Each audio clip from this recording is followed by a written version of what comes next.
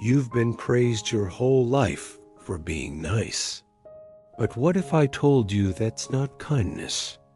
That's fear wearing a mask, and it's quietly ruining your life. From the time you were a child, you were told that being good meant being quiet, being agreeable, and making sure everyone else was comfortable before you even considered yourself. You say yes when every fiber of your being wants to say no. You stay silent during a meeting or a dinner conversation just to avoid the awkwardness of a conflict. You offer a polite smile even when someone's words are cutting right through you. But I need you to hear this clearly. What if I told you that's not actually kindness? What if that niceness you wear like a badge of honor is actually just a mask for fear? Most of us are walking around practicing a survival strategy we learned in childhood to avoid rejection, and we've convinced ourselves it's a virtue. The truth is, this specific type of niceness is a slow-acting poison.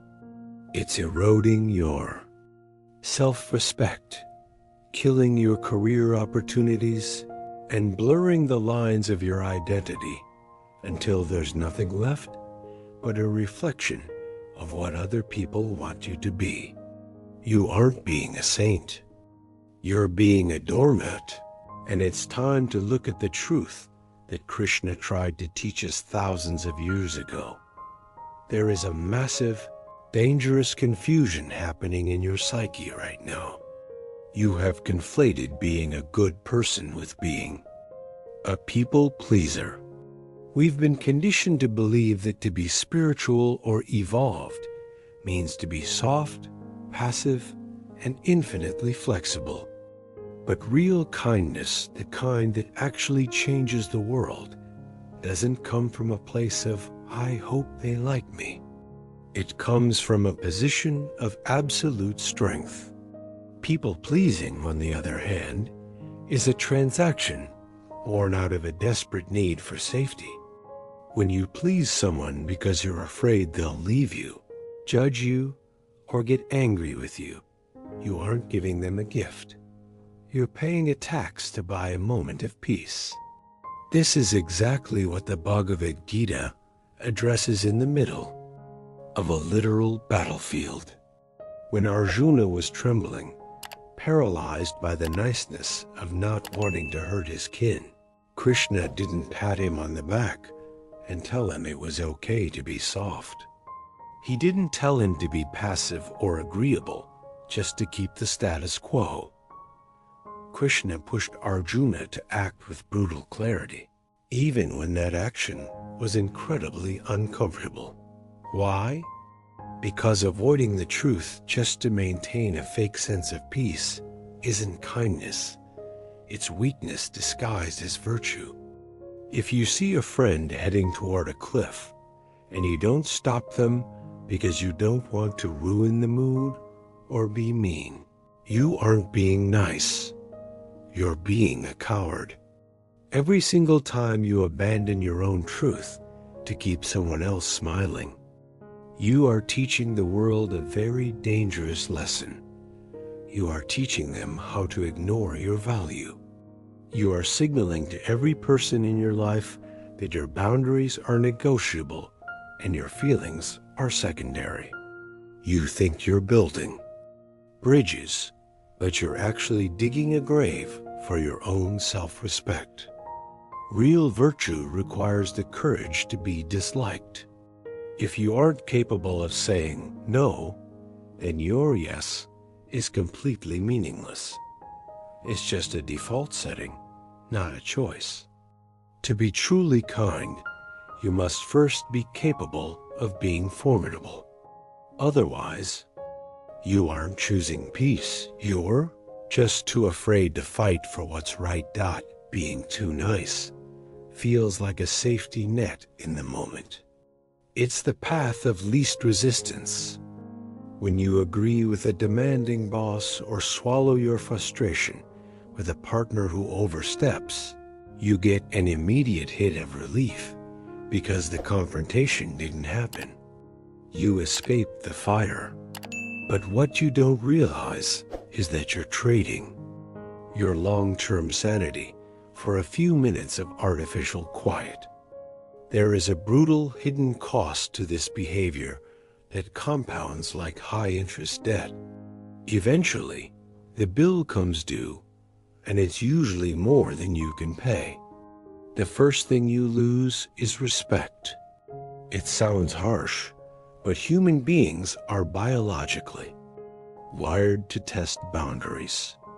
When you never set limits, people stop respecting your time, your energy, and your expertise. Not because they are inherently evil, but because you've signaled that your resources are free for the taking. You become the person everyone calls when they need a favor, but the last person they call when they want a leader or a partner. Beyond the loss of respect from others, there is the devastating attraction of takers. When you operate from a place of chronic niceness, you effectively put out a lighthouse signal for narcissists and emotional vampires. These individuals can sense a lack of boundaries from a mile away. While you think you're being a giving person, you're actually creating an ecosystem where you are the only one giving and everyone else is just consuming. You end up surrounded by people who love what you do for them, but don't actually love you. This leads to a profound sense of isolation. You start to realize that if you ever stopped saying yes, if you ever showed a glimmer of your true, complex, and sometimes frustrated self, these people would vanish. So you keep performing. You keep the mask of the easygoing friend or the selfless spouse tightly fastened, and in the process, your real personality begins to atrophy. You lose touch with what you actually like, what you actually want, and who you actually are. Your dreams start to shrink because you've spent so much time prioritizing the comfort of others that you've forgotten how to prioritize the truth of your own soul. But the most dangerous part of this niceness is what happens deep inside you. You think you're keeping the peace, but you're actually creating a silent internal chaos. Resentment is a poison that you drink while hoping the other person dies.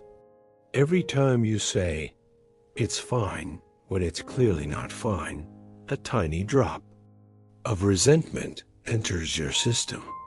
It sits there, quietly building, fermenting under the surface of your polite exterior.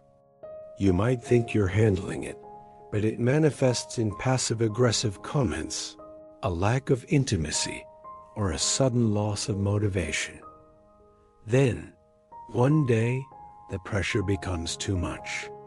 The nice person finally snaps, and the explosion is so disproportionate to the moment that it damages your relationships beyond repair. This is the irony. By trying to avoid a small conflict today, you are guaranteeing a catastrophic collapse tomorrow. Krishna's message in the Gita was about dharma, your righteous duty. Abandoning your duty to yourself and the truth just to be liked is a violation of that dharma. You are not being a peacemaker. You are being an architect of your own destruction. You are sacrificing your character on the altar of approval, and the gods of approval are never satisfied. It is time to realize that the person you are hurting the most with your kindness is the one looking back at you in the mirror dot to break free from the trap of chronic niceness. We have to look at the blueprint Krishna provides for the evolved human. He uses a specific term, sthita prajna. This describes a person who is steady, grounded, and internally unshaken by the shifting winds of external opinion. This is the ultimate goal of your personal evolution. It's not about becoming a person who is liked by everyone. It's about becoming a person who is rooted in themselves. Imagine the power of being compassionate, but not easily manipulated, of being deeply loving, yet not weak. When you are sthita prajna, you aren't reacting to the world. You are responding from a core of steel. You don't need to become rude, aggressive, or mean to fix your life. You simply need to become solid. True power isn't found in controlling others or winning every argument. It's found in the moment you no longer need their approval to feel whole. When you stop looking for validation in the eyes of others, you finally gain the freedom to act with integrity. So, how do you actually start? You start small, and you start today. The next time someone asks you for a quick favor that you don't have the capacity for, or pushes a boundary that makes your stomach turn, don't launch into a long-winded explanation. Don't over-apologize or make up excuses to soften this blow. Just say, "I appreciate you asking, but the answer is no." That's it. That one sentence, delivered without the shaky voice of fear, has the power to change the trajectory of your entire life. It's a reclaiming of your territory.